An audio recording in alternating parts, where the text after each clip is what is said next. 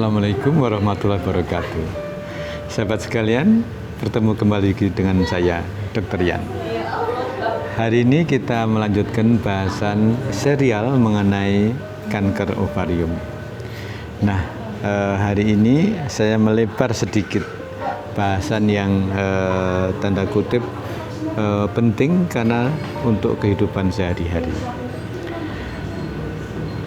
Topiknya adalah apakah breastfeeding, menyusui, bisa menurunkan risiko terjadinya kanker ovarium?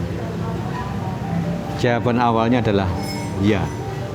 Jadi, breastfeeding, menyusui, sudah terbukti menurunkan risiko kanker ovarium. Dan sudah diteliti misalnya seseorang yang menyusui sekitar 12 bulan, maka menurunkan angkanya sekitar 4,3%. Jadi kalau menyusui lebih lama dan menyusui berulang karena anaknya misalnya 2, 3, 4, juga risikonya menjadi lebih berkurang lagi.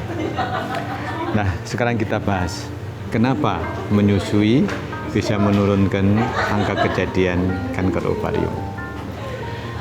Sahabat sekalian,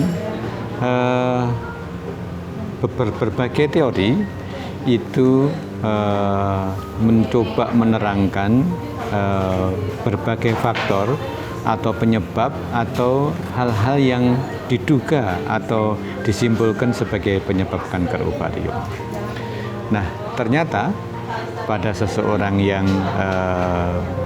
menyusui itu terjadi amenorre laktasi.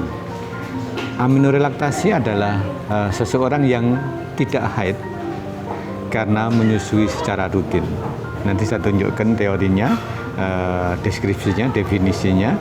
Jadi kalau memang betul, kalau misalnya seseorang itu menyusui rutin, tidak terputus, setiap bayinya minta disusui, kemudian dia menyusui atau mungkin juga dipompa secara rutin, maka otomatis orang itu tidak haid, dan tentunya pada pola seperti ini tidak perlu KB ya, karena tidak hamil walaupun pasangan itu berhubungan seksual secara biasa. Nah, kaitannya dengan menurunkan risiko, ternyata salah satu teori dari kanker ovarium adalah seringnya terjadi ovulasi, seringnya terjadi pecahnya, keluarnya sel telur. Nah, ketika sel telur ini pecah, itu memunculkan suatu memicu atau gangguan di permukaan dari ovarium, dan ini dipercaya adalah bisa menginisiasi, mengawali tumbuhnya suatu kanker ovarium. Teori lain banyak, nanti kita bahas pada sesi yang lain.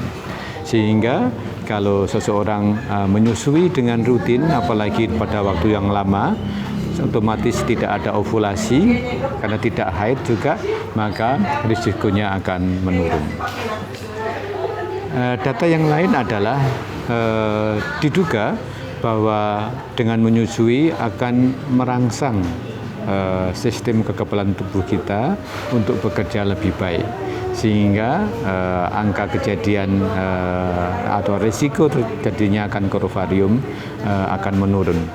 Dan sahabat sekalian, berita baiknya juga ternyata menyusui juga menurunkan kanker endometrium. Jadi kanker dari rahim itu juga angkanya menurun dengan menyusui. Jadi dengan menyusui sudah dapat susu yang terbaik di dunia. Susu formula memang tidak ada apa-apanya dibandingkan dengan ASI seorang ibu, tapi di sisi lain ibunya juga tambah sehat. Karena teori lain kenyataannya bahwa seseorang menyusui itu juga akan menyebabkan dia selalu bangun malam, merawat bayinya itu juga akan tanda kutip lebih sehat. Salah satunya adalah berat badannya tidak berlebihan jadi.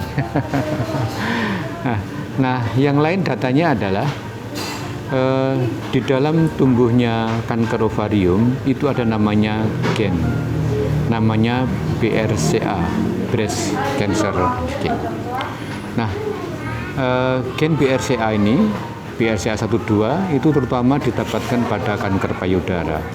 tapi dia juga merupakan gen yang harus diperiksa ketika seseorang menderita kanker ovarium.